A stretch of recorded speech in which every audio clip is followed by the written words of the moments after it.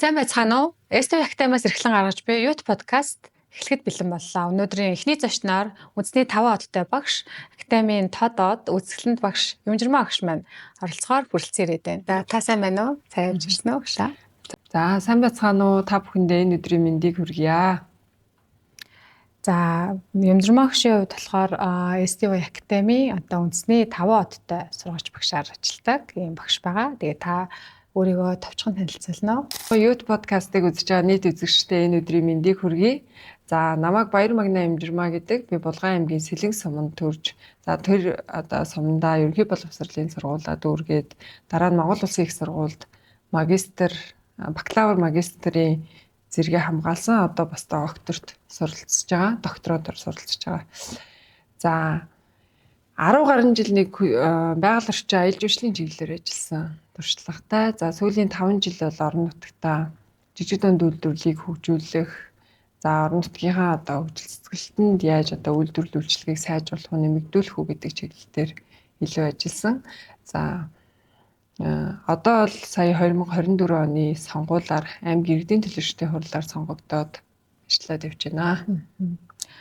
За Юмжирмаа багшийн хувьд болохоор өнөөдрийн бит хоёрын ер нь ярилцах сэдв бол хувь хүний үнэт зүйл гэсэн сэдвийг талаар ярилцахаар бэлдсэн байгаа. Тэгээд ер нь багшаа яг өнөөдөр үнэт зүйл гэж нэрлэх ойлголт ер нь танд яг ямар утга учиртай санагддаг вэ? Үнэт зүйл гэж ер нь яг таныхаар яг ер нь юу вэ? Хувь хүний үнэт зүйл гэж. За манай одоо Актам 2021 оноос хойш тасралтгүй үйл ажиллагаагаа явуулж байгаа. Тэгээд анх бол Актамынхаа одоо сургагч багшийн хөтөлбөр тамрагдаад багшилж исэн. Бид нэр анхны төгсөгчүүд. Тэгээд тэр үед ингээд цаашаа ер нь ямар агуулгаар нийгэмд одоо төвчилхийн, гэрэл нэмхийн, хувь нэмрээ оруулахын, оюуны хөрөнгө оруулалт хийх гэдэг асуулт мэдээж тулгарч ирсэн. Тэгээд би бяцхан түүх хуваалцах юм бол сургалтандаа сууж дуусчаад ерөөдөө хүний амьдралын цаг хугацаа гэдэг чинь юм хязгаартай.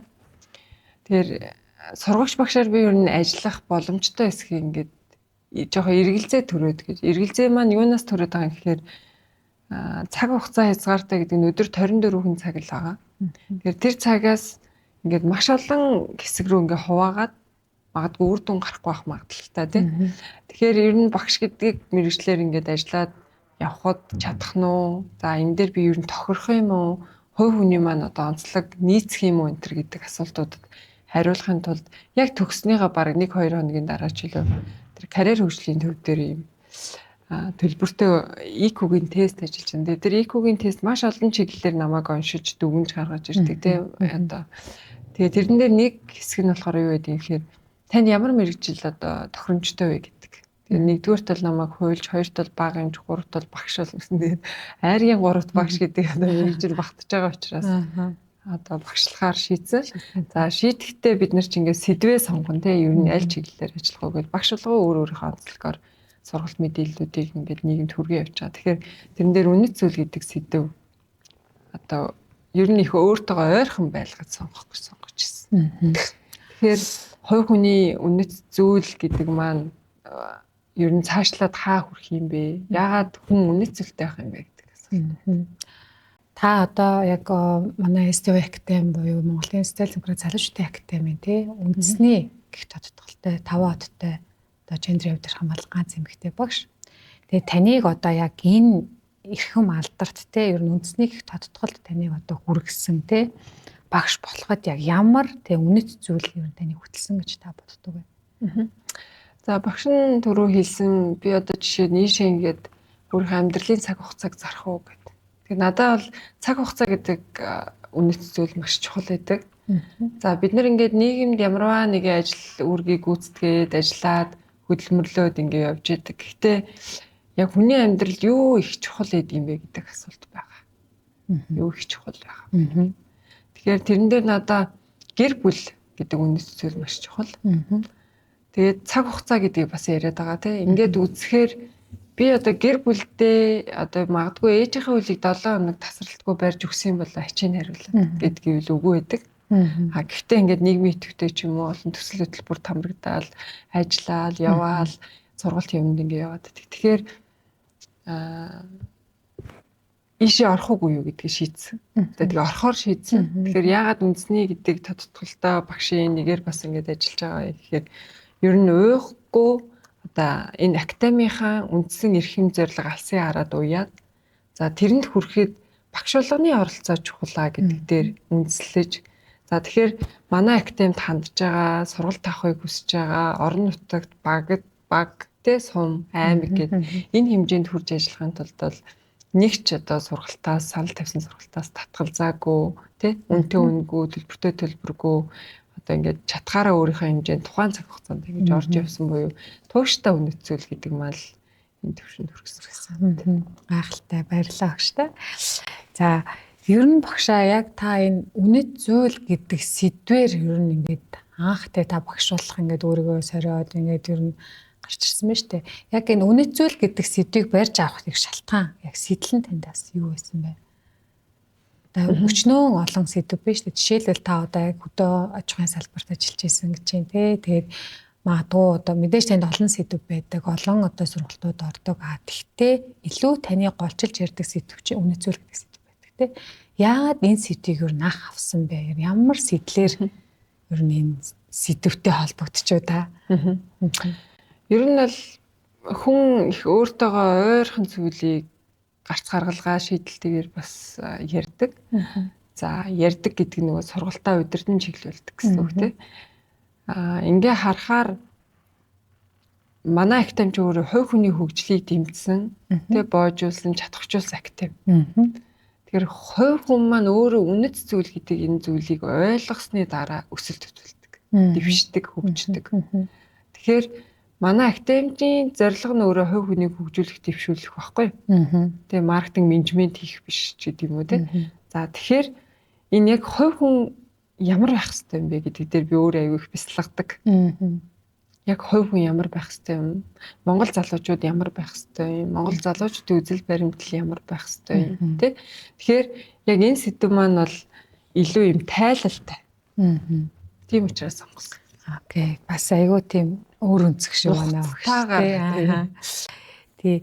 Ер нь үнэт зүйл гэхээр ер нь таны амьдралын тий бас хамгийн чухал тийм одоо зүгээр мэдээж олон үнэт зүйл байгаа ба. Гэхдээ тэр дундаас та одоо 3 чухал үнэт зүйлээ бас бидэнтэй хуваалцах болох уу?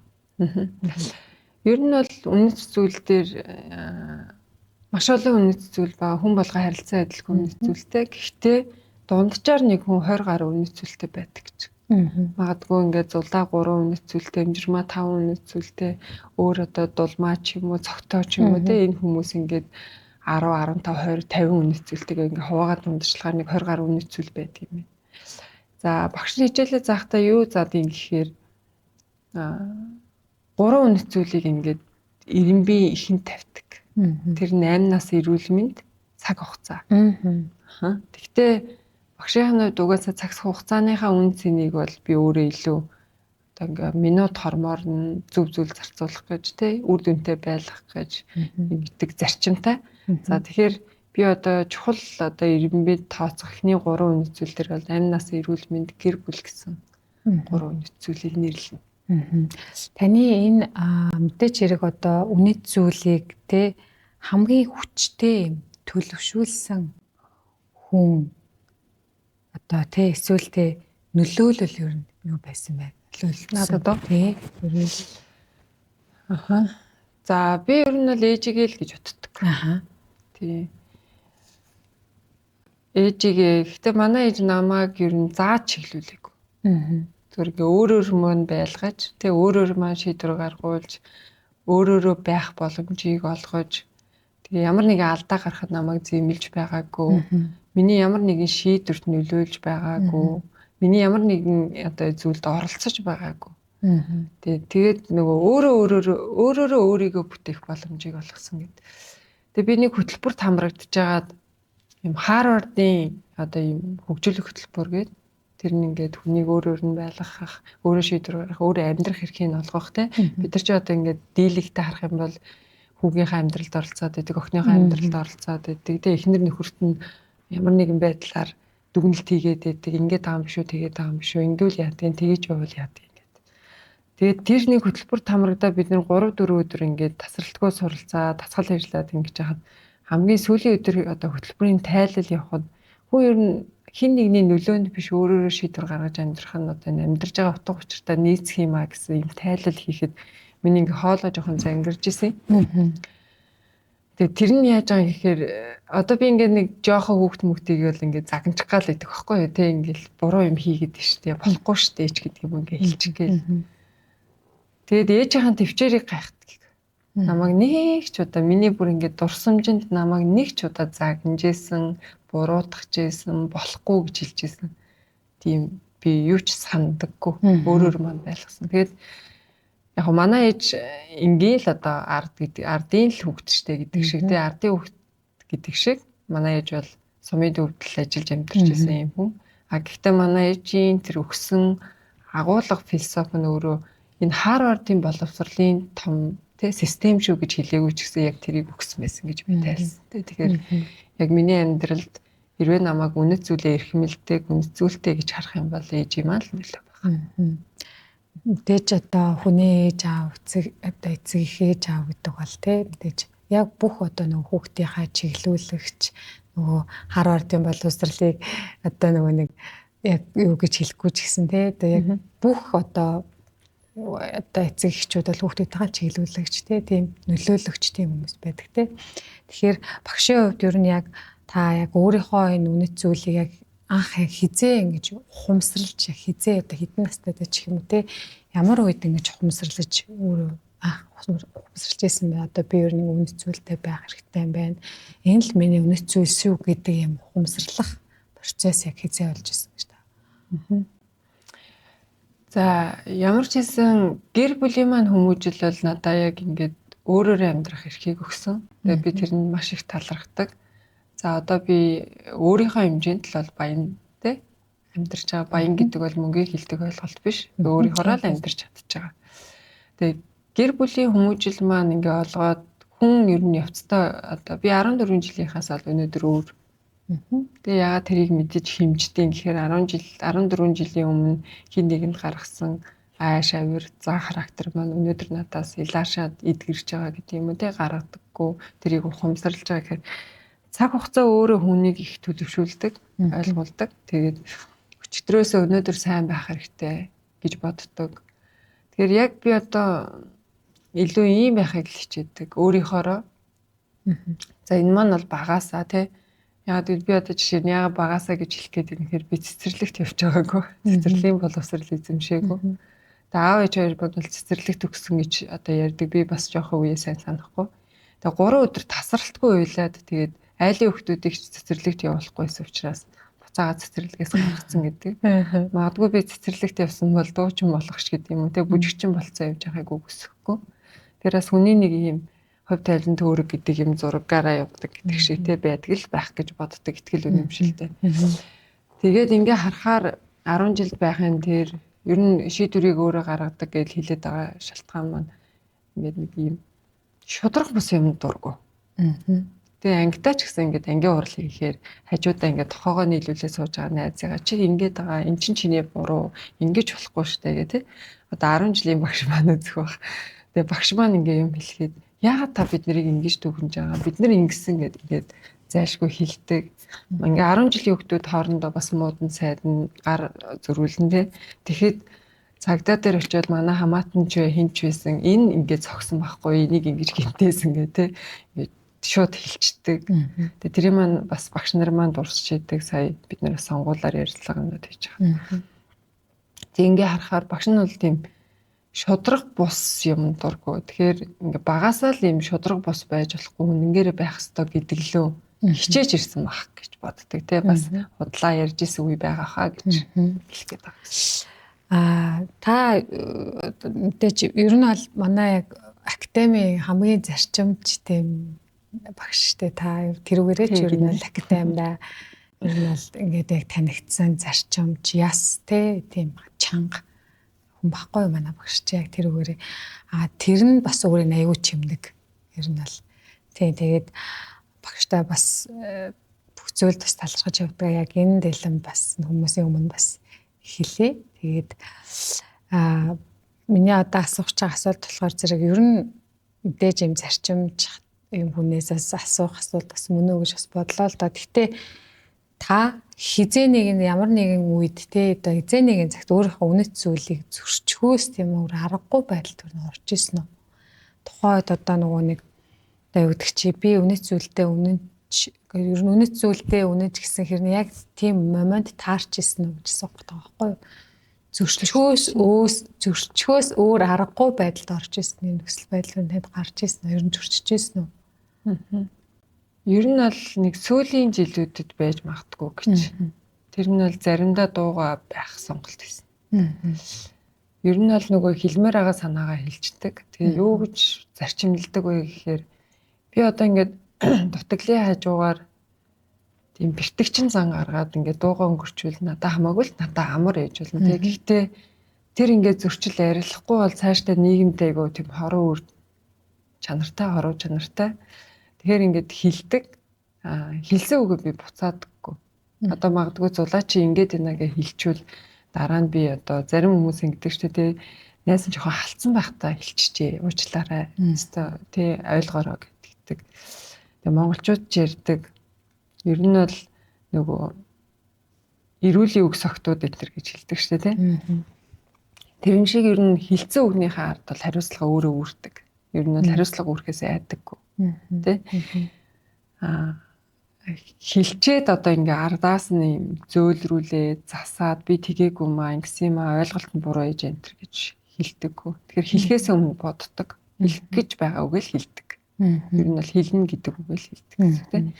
Тэгэхээр яг хөө ингээд сүүлийн жилүүдэд нөгөө амьдралын ирэхээр гээд тэ та улс төрийг сонгохгүй бол сонирхгүй бол улс төр таныг сонирхно гэдэг шиг залуучууд илүү ингээд хүн болго улс төрч байхасаа гэж би бас нэг кандидат нэвтрүүлэгт ороод хэлхийг хүсчихсэн үгүй хэлжсэн.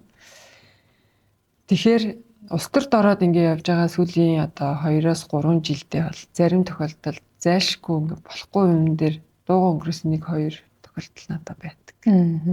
Гэхдээ тэр нь хэн нэгэнд бол хор учруулаагүй. Гэхдээ дууга байх тохиолдол нь яа гэм гэхээр миний эрхийг зөрчсөн гэхээс илүүтэй нийтийн эрхийг хамгаалсан үед би дууга байдаг.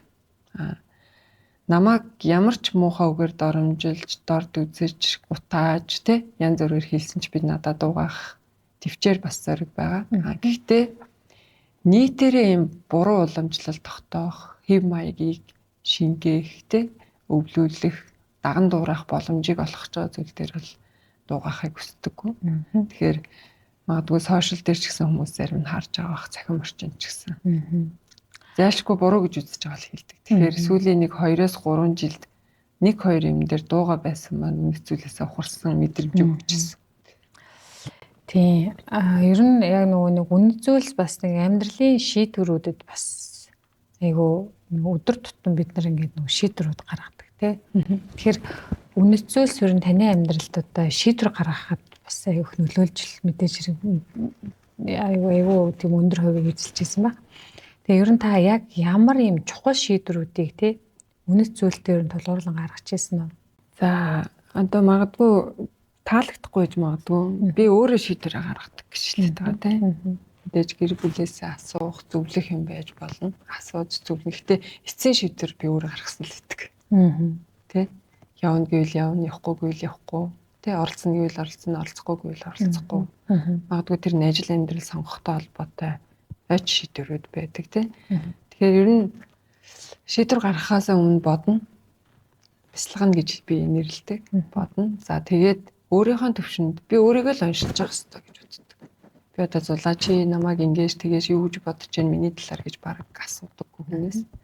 Яга асуудаггүй гэхээр би энэ амьдралыг өөрөө туулна, жаргалын ч өөрөө эдлийн зовлонгийн ч өөрөө даана гэдэг шиг. Тэгэхээр өөрөө шийдвэрээ гаргахын тухайд бол нэлээ ингээд тунгааж байгаа гаргах чинь гаргасан бол надад хэцүү байсан ч би харамсдаггүй. Ер нь бол харамсахгүй гэсэн шийдвэрээ гаргадаг.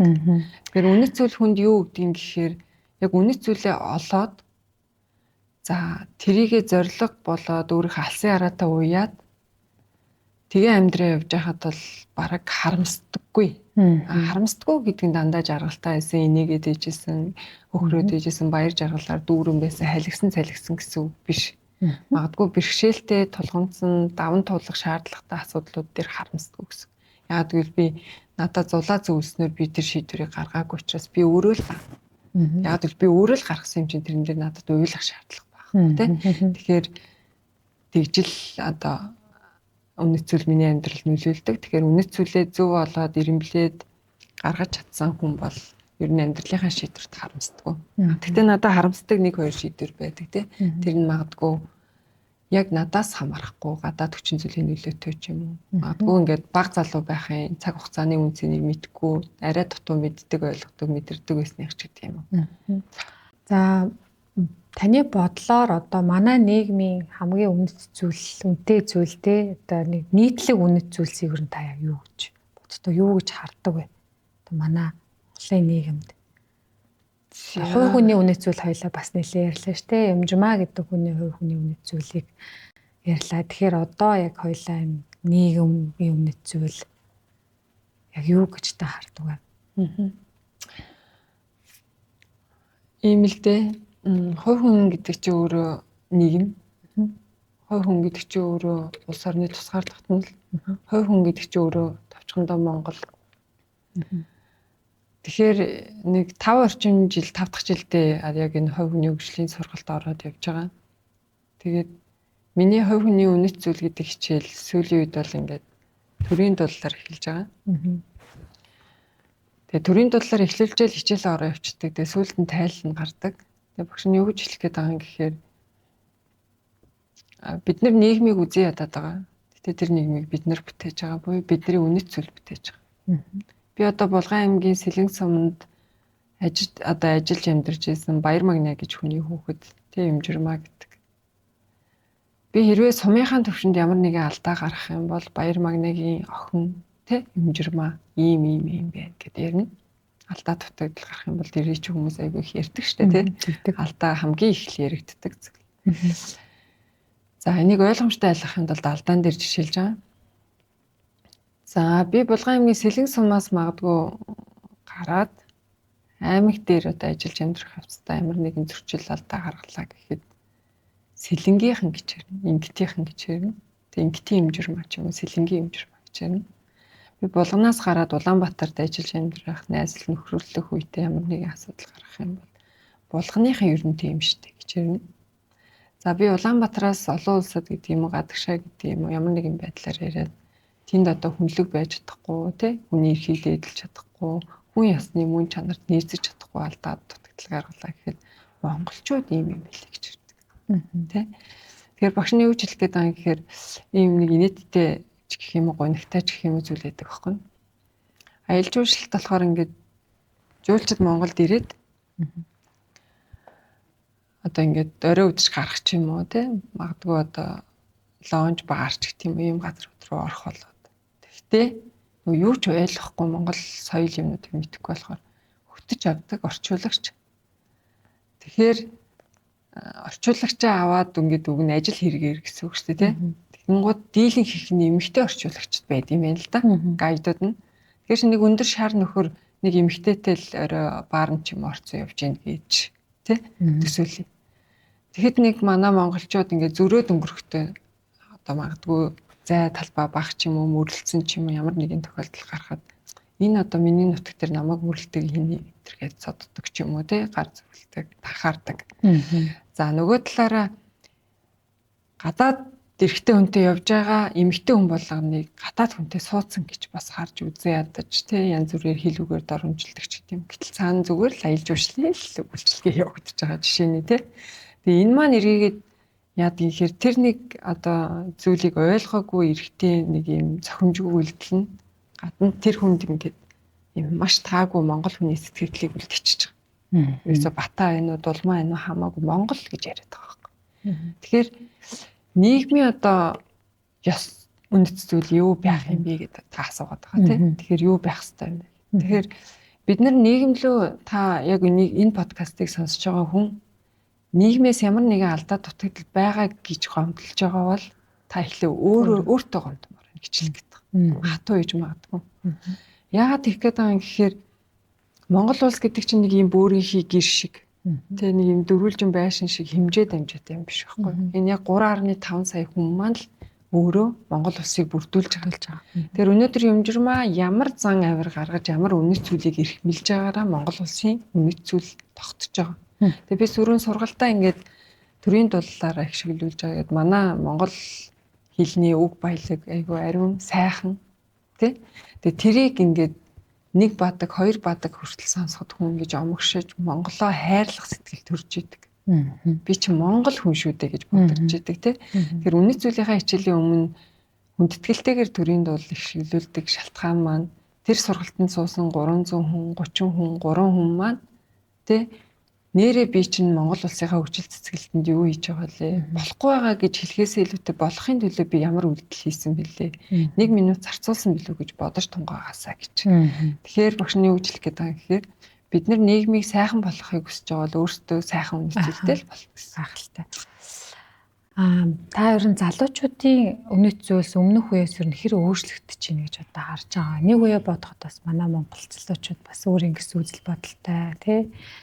Үнэт зүйлтэй одоо бас ингээд дэлхийд танигдж байгаа гэж би харж байгаа хгүй. Тэгэхээр ер нь яг манай залуучуудын үнэт зүйлс өмнөх үеэс ер нь хэр өөрчлөгдөж байгаа гэж таны хар ер нь харж байна. За багшийн хувьд бол би ингээд нэг нийгмийн ялгаа, үе хоорондын ялгааг бол шүүмжилмээргүй байна. Нийгмийнхаа хэрэгцээ шаардлаганд хүмүүс маань тий тохирч таарч амьдарч ирсэн гэж хардаг. Яг үнэт зүйл гэдэг хичээлийг ороод явж байхад 16 настай хүн танхим сууж идэг, 66 настай хүн танхим сууж идэг. Тэгээ 66 настай хүн уйлдаг байхгүй. Би энэ үнэт зүйл гэдэг хичээлийг 16-таа сонссон бол би 50 жил гоё амьдрах байсан биш үү гэж. Тэ харамсахгүй амьдрах байсан биш үү гэж уйлдаг.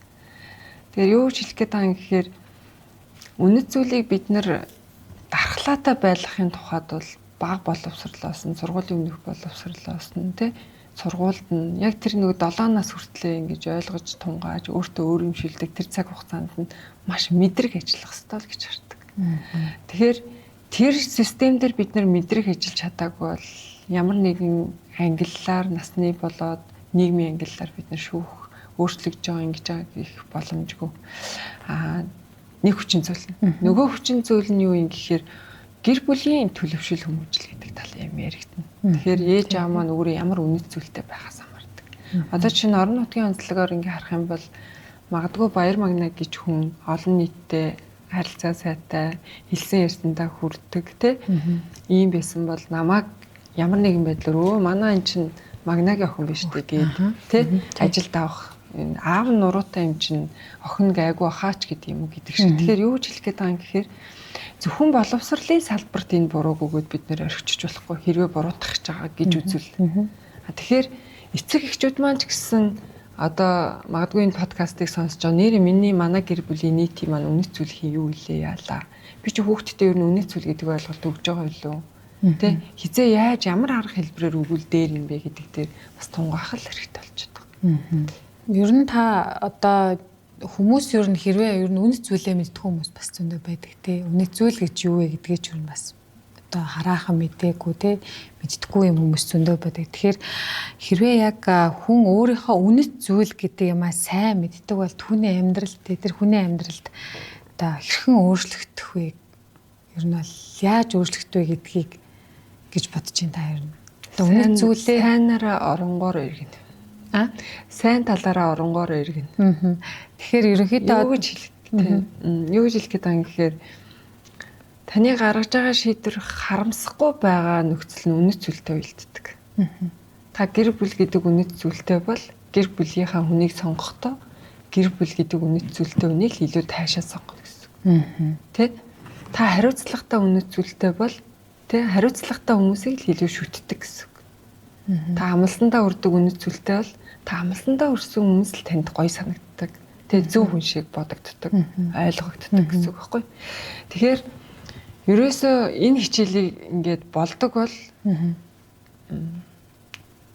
одоо нөгөө хүсэл хязгааргүй. Тэгэхээр бүх 10 жилийн ядаж 11 12 төгсөж байгаа хүүхдүүдэд орчмор санагддаг байхгүй. Эртхэн шиг. Нөгөө бид нар нөгөө цаг хугацаа гэдгээ алдсан тэр 66 тон уйлаад нь штэ. Би 16 таа байсан бол 50 жил гоё амьдрах байсан байж тээ гэд харамсаад байгаа байхгүй. Энийг ихт сонсчихгүй явдаг. Гэхдээ тэр хүн 66-аас хойшоо 96 хүртэлх наснаас гоё амьдрах байх гэж бодож байгаа. Итгэж байгаа багшийн хувьд те. Тэгэхээр юу гэж хэлэх гээд байгаа юм гэхээр нэгэнт одоо ерөнхий боловсролын сургууль цэцэрлэгтэн ч гэдэг юм уу юм системтэйгээр оруулах ба. Гэтэ манай боловсролын салбар муу гэж байгаа юм биш оруулж байгаа. Гэхдээ энэ үнэт зүйл шүү гэж бас яг тодорхойлж хэлээ системчлээгүй байх гэж хардаг. Тэгэхээр нэг 11 12 дугаар ангийн хүүхдэд орчхоор ач холбогдол нь хаана гарах юм гэхээр оюутан цаг нь утга учир толох гэдэг байхгүй. Мэргэжил сонголтод зөв болох гэдэг байхгүй. Тэгээ оронгоор нь иргэн гэж юу хэлээд байгаа юм гэхээр мэргэжил нь зөв, оюутан цаг хугацаагаа зөв ашигласан тий ашиглал сайтай. Ийм байхад нөгөө тухайн хүний амьдрал цаашгаа өснө, дэвшнэ. Тэгээд улам чамбаарна. Хүн цагийн ирэхээр гэдэг шиг те нөгөө ойм сэлэх тусмаа уламж хамбаарна.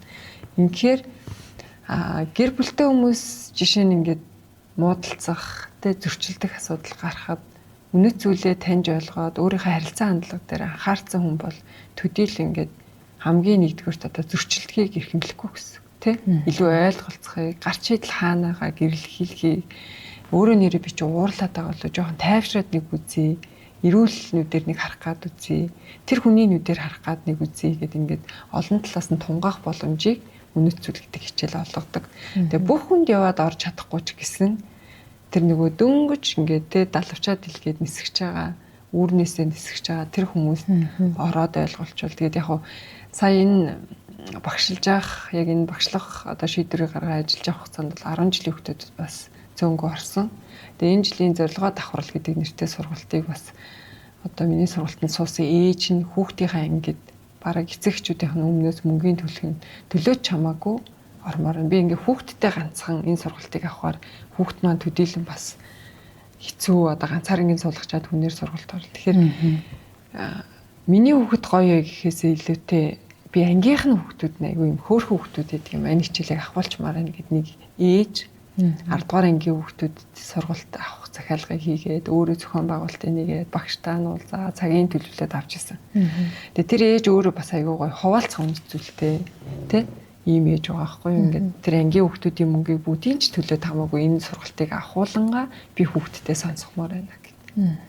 Хэрвээ та залуу үеэс тий одоо бид нар мэдээж хэрэг одоо залуучууд залуу үеэс одоо нэг зүйлийг л нэг л зүйлийг тий одоо дамжуулж үлдээх боломжтой байсан бол тий залуу үедээ одоо биднээс доошоо нөө ягаа штэ тэр залуу үедээ дамжуулд үлдээх тийм боломжтой байсан бол тэр нь яг ямар үнэт зүйл байгасан бэ? За би бол түүх судал талдаа 0 тий тийм сайн биш гэсэн. Тэгтээ түүхээ эргэж харах гэж хичээдэг. Алдааны үс юм болоо, нууны үс юм болоо. Бидний өвд дээдс өмнө амьдарсан хүмүүс ямар мөсийг зүсгэж хагалж явсан юм болоо, юу туулсан юм болоо гэд. Тэг би маршал чоо болсон гуур бахархдаг байхгүй. Зүгээр зөрчилдөг хүмүүс зөндөө л ах зөндөө олон нэмэр гэдтэгдэг. Манай одоо булганы бас түүх хүмүүс дээр ч гэсэн хүүхдийн толгойг царан дээр авчихсан хүн байдаг. Тэ? Тэг яагаад ингэдэг гэхээр намайг нэг хүн алчаад чи их орныхоо тусгаар тогтнолыг авч үлдгэвэл би чадахгүй байна. Магадгүй аллаа гэхэд би тэрэндээ сэтгэл зүгээд ийлэхгүй өөрийгөө одоо гимтэх одоо яхантай амиа өөрийнхөө амийг өгөө хийх ч тийм дийлэхгүй байна. Надад тийм одоо зориг хүч байхгүй байх гэж боддог. Гэхдээ бидний одоо өвд эдс бол хүүхдийн толгойг царан дээр авч ирсэн байна. Мянган хүнийг те мянгаар нь ч хамаагүй те одоо эрсдүүлээд Монгол улсын тусгаар тогтнолыг аваад үлдсэн. Халуун ам бүлийн цасаараа үлдээсэн үнэт зүйлийг ойлгосоо гэж хүсдэг. Тэгээ бид нар бол залуучууд илүү их гоншхондог юм шиг гэж би томьёолдог. Тэгтээ зарим хүмүүс хүлийн зөвшөөрдгөө те улс төрчид бол буруутай энийг хийж чадахгүй байна. Бид нар сайхан амьдрмаар байна тий баялагтай ийм эзэн баймаар байна. Манай улс чинь баян улс ахгүй гэдэг. Гэхдээ яг та энэ Монгол улсыг сайхан байлгахын тухайд тэр түүхэн хүмүүстэй тэр тусгаар тогтнолыг нэгдүгээр одоо ирэмбэлж үнэт зүйлээ болгож исэн тэр хүмүүстэй харьцуулахад та яг аль төвшөнд нь ямар үүрэг оролтой одоо тий байгаа вэ гэдгээ бид нэр өөрсдөөсөө нэг асуучмаар санагддаг. Тэгэхээр хүнд бол ээж аав эх орон гэдэг гурван зүйлэл ганц байдаг. Тэгэхээр бид нэр эх оронгүй болчих юм бол ер нь нэг тусгаар тогтносон улсын иргэн байхыг хүсдэг нэг 4,000 гаруй үндэстэн байдаг гэж би сонсч байсан. Нэг бас лекц одоо подкаст ч юм уу нэг юмнаас сонсч байсан баг. Тэгэхээр юу гэж хэлэх гээд байгаа юм гэхээр бидний өнөөдөр үзээ ядаад байгаа энэ тэ улс маань магадгүй нийгэм маань хин нэгний мөрөөдлийн л тэ 4,000 гаруй үндэстний мөрөөдөл байх байхгүй. Тэгэхээр бид нар Монголд болохгүй зүйл бүгдээрээ болохгүй байгаа юм бол байхгүй гэж хардаг. Тэ одоо зарчмын хувь хэмжээний хувьд бол 49% нь болоод 51% нь болохгүй байгаа л үзэгдэл бийж магадгүй гэж хардаг. Тэгэхээр манай оронд манай Монгол улсад бахархмаар сайхан түүх, соёл, уламжлал ингээд зөндөө зүйлс бий.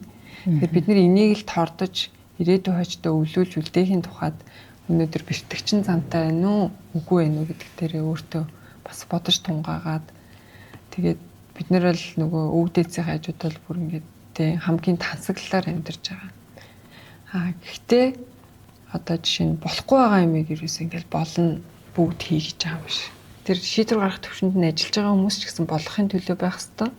Тэгээд тэр шийдвэр гаргаж байгаа хүмүүс дээр их алдаа байгаад байгаа бол тэрийг бид нар сонгоод иддэг. Тэгэхээр нөгөө хувь хүн маань л өөрөө сайн байж ижил тий тэр шат шатанд нь гарах гээд байгаа, хөдлөх гээд байгаа, шийдвэр гаргах гээд байгаа, бодлого тодорхойлох гээд байгаа хүмүүсээ ядаж нэг их оронч үнэцүүлтэй хүнээр сонгох эрх нь биднэрт байдаг. Тэгэхээр бид нар л илүү сайн байх хэрэгтэй гэдэг юм хатуу шаардлага тавиад байгаа шалтгаан нь тэр. Тэгэхээр нэг тусгаар тогтнол эх орон маань бэжэж дараа нь бид нэр сайн муугаа яалгаж хөгжихгүй тухайга хилцэж цаашаа явах боломжтой. Тэгэхээр одоо Монгол хүн болгоны зүрхэнд эх орон гэдэг зүйл цохилдог байхасаа гэж хэлэх гээд байгаа. За баярлалаа. Та ер нь хүүхэд байхдаа түрүүн цэцэрлэгт явж байгааг гэж сайн ярьсан тий. Тэгээ ер нь таны хүүхэд байх үеийн тий хамгийн том үнэт зүйл чи юу байсан бэ? Хүүхэд байхдаа та ер нь одоо жишээлбэл одоо юу гэдэг чи миний хамгийн одоо жоохон бахад миний хамгийн том үнэт зүйл хамгийн хайртай чихмэл минь байсан ч гэдэг юм уу те ер нь янз янзэр хүүхэд энэ асуултыг асуух хүмүүс янз янзэр хариулдаг л та. Тэгэхээр таны хувьд багтаа цэцэрлэгт явдаг 3 өдөр өөлсөн гэхээр бас арай нэг өөр хүүхдтэйсэн байгаа байхгүй те. Тэгэхээр яг энэ багтаа хүүхэд насны чинь ер нь хамгийн том үнэт зүйл нь юу байсан гэж та хардаг вэ? Тийм шартай. Тэ. Шартай цаана байсан гэсэн. Тэ нөгөө нэг шартай гэдэг нь атаархсан гэсэн үг бас биш. Тэ ямар нэгэн зүйлд хорссон гэсэн үг бол биш. Нэг ингээд чадандаа гэдэг ийм шийдвэр гаргах юм бол тэрэндээ хүрэх гэж жоохон зүтгэждэг тийм зантаа дөө. Тэгээ манай 10 жилийн багш болохоор бид нарыг дундаа ингээд 10 жил төгсгсөн багш маань дундаа ингээд 5 дугаар ангид ороход авсан. Тэгээд үргэлжлүүлээд ерөөсөө багш солиогүй байж байгаа бид нар төгссөн. Тэгээ багш манаас манай анхны багш өөрөө анх төгсч ирээд анх авсан анги нь байсан гэдэг ингээд айгүй олон зүйл давцдаг. Тэгээд багш намайг оюутан болсны дараа залуучууд оюутнууд гээд ингээд явж байхад одоо ч гэсэн ингээд хилдэг сэтгэгдэл нь манай юмжирмаа тийм шудраг шууд хэлцдэг тий багштай хүртэл очиод багшаа та болохгүй байна гэж хэлдэг хүүхдээсэн гэдэг. За багшийн хувьд ер нь яг та одоо хизээ одоо үнэт зүйлээрээ одоо хит тий бүр ингээд давж хит явсан юм шиг санагдчихсэн ер нь байсан уу? Үнэт зүйлээ давж. Тий одоо нөгөө нэг хитрхи одоо нөгөө зарчимч юм хитрхи яг энэ үнэт зүйлээрээ хит их нөгөө нэг ингээд. Та түрүүн бас хэлсэн манай академи одоо хамгийн зарчимтай багш гэдэг. Намаагаас өөр бүлэг дээр ч гэсэн зарчимтай л гэж хэлдэг. Гэхдээ би тэрийг юу гэж тайлж ойлгодгийг гэхээр бид нэр ер нь хэвийн гэдэг зүйлээсээ унчихсан. Тэ хэвийн гэдэг зүйл нэг байх юм бол бид нэр тийг хасах нэг рүү унчаад байгаа байхгүй юу? Тэгээд ер нь л ийм байх ёстой ш дэлгэхээр зарчимтай гэдэг байгаа байхгүй юу? Уг нь бол би нэг зарчимтай хүн биш юм. Зүгээр л хэвийн дээр л очих гээд байгаа гэсэн. Тэгэхээр үнэт зүйлийг давж хитэрсэн зүйл бол байхгүй байна. За одоо жоохон би нэг юм жоохон хөвгөлтэй асуулт асууя. Ер нь ингээд таны одоо тий үн зүйлсийг нэг одоо амтангаар төсөөлвөл одоо та яг ямар амтан гэж хэлэх вэ? Амтан. За би ч үгүй биологи юм шүү дээ тий. За ер нь бол миний мэрэгжил бол юу? Биологи, экологи. Тэгээд тэрэн дотроо би магистраа шувуу судлалын чиглэлээр бас бичижсэн. Тэгэхээр шувуу гэдэг амьтны өөрийнх нь мөн чанар ихгүй. Хил хязгааргүй те хинээс ч виз хүсдэггүй. Ингээд те одоо дэлхийг тойрч чаддаг хэрэгчлээтэй. Тэгэхээр амьтан гэх юм бол шувуу. За дотоод мөн чанараа жоохон уудлах гэж үзэх юм бол би Монгол өв соёлтойгоо холбох юм бол Монгол адуу хичээл. Вау. Яагаад гэвэл Монгол адууд ингээд тэ үлгийтэй хөвгтийг тавиад ингээд өргөлүүлээд гаргахад гიშгдэггүй тийм үнэлэг. Адуу маань бол тийм байдаг. Магадгүй ингээд хүүхэд эндих янз бүрийн одоо гарч байгаа зүйл олон зүйлийн өвчин зүйлээтэй нөлөөтэй. Гэхдээ одоо гიშгүүлсэн ийм тийм байлаа гэвэл тэр бол цус холсон буюу ирлиз адуу байдаг. Тэгэхээр Монгол адуу гэдэг өөрөө эзэндээ хамгийн ээлтэй. Үнэнч ухаалаг тийм гэж би харж адуугаа их хүндэтгдэг. Багш бүтээрийн одоо хүний үнэт зүйл сэдвийн подкаст маань одоо ер нь бол багахан хугацаа бас үлдлээ. Бас нэлээд хугацааг хоёулаа хамт өнгөрүүлөө.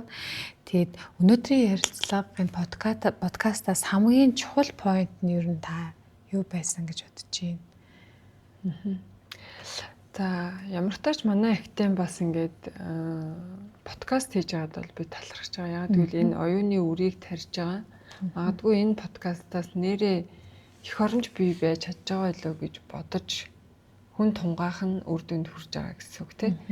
Тэгэхээр ганцхан хүн энийг сайжруулж чаддаг зүйл биш, хамгаалж чаддаг зүйл биш. Бүгдээрээ бид нэр хамтдаа зүтгэжээж, цуг урагшилжээж. За энэ зүйл маань гарч явах хэвээр. Тэгэхээр илүү миний одоо хэлхийг зорьсон зүйл бол бидний бүх үнэт зүйл их орон гэдэг үнэт зүйлэн дотор багтнаа л гэж хэлэх гэдэг. Тэгээ энэ л хамгийн чухал байсан баха гэж. Гайхалтай. Тэгвэл энэ үргээд хоёлоор подкастаа өндөрлөе гэж бодож байна. Тэгээд хамгийн сүүлийн одоо асуултыг та сонсогчдод хандаад тийм бидний подкастыг үзэж байгаа одоо үзэгч сонсогчдод одоо ямар уриалга, ямар үгээр та энэ нэвтрүүлгийг жаргая гэж бодож байна. Та бас манай сонсогчдод хуваалцаач. Ямар ч хэлсэн ингээд нэг булганы болохоор анхны гэдэг тодтголтой тийм подкастын анхны зочин тэгээ бас эмэгтэй 5 одтой багшийн анхны багш гэдэг юм ингээд байж байгаа. Тэгэхээр энд нөгөө миний ямар байхаас үл хамааран бид нэр ингээ агуулгыг л түгээж тэг хандлагыг л зөв болгож явах хэрэгтэй гэж боддог. Тэгэхээр миний хичээл одоо жишээ нь сургалтанд сууж исэн хүмүүс байгаа л да. Аймагуудын тэгээд манай булганы байгууллагууд багш нар эмчнэр гэдэг.